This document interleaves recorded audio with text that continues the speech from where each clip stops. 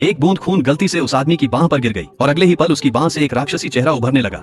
Joseph ने यह देखकर तुरंत इलाके के सबसे मशहूर डॉक्टर को बुलाने के लिए दौड़ लगा दी, लेकिन जैसे ही डॉक्टर ने चेहरे के पास सर्जिकल चाकू पहुंचाया, कुछ अप्रत्याशित हो गया। डॉक्टर खुद अपनी सर्जिकल चाकू से घायल हो गया और जमीन पर गिर पड़ा, उठ नहीं सका। हैरान जोसेफ ने दुश्मन को ढूंढने कमरे में नजरें दौड़ाई। एक कान फाड़ देने वाली आवाज उसके कानों पहुंची। उसने हैरानी से नीचे देखा और समझ गया कि आवाज उसकी बांह पर उभरे राक्षसी चेहरे से आ रही थी। घबराते हुए अपने अंदर की बेचैनी को शांत करने और खुद को संयमित करने के लिए जोसेफ ने एक पल का समय लिया। इस गहन क्षण में जोसेफ को यह स्पष्ट रूप से एहसास हुआ कि एक स्टैंड को वास्तव में केवल एक और शक्तिशाली स्टैंड ही पराजित कर सकता है और कोई अन्य तरीका प्रभावी नहीं होगा।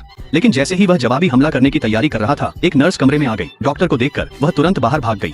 उसी पल जोसेफ एक वांछित हत्यारा बन गया और उसने अपनी बांह पास की दीवार में जोर से दे मारी।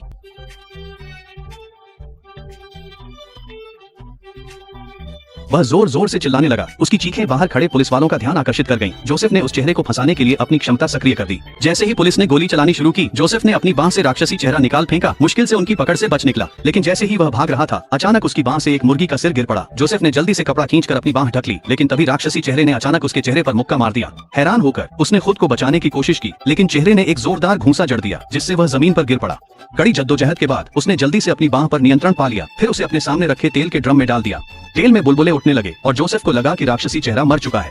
लेकिन तभी एक कील छूटकर जोसेफ की गर्दन में जा धंसी। जोसेफ ने जल्दी से अपने कृत्रिम हाथ से रोकने की कोशिश की, लेकिन पिछली लड़ाई के बाद वह अब चेहरे की हरकतों को रोकने में सक्षम नहीं था। जैसे ही राक्षसी चेहरा अंतिम वार करने वाला था, तभी जोसेफ की असली योजना सामने आई।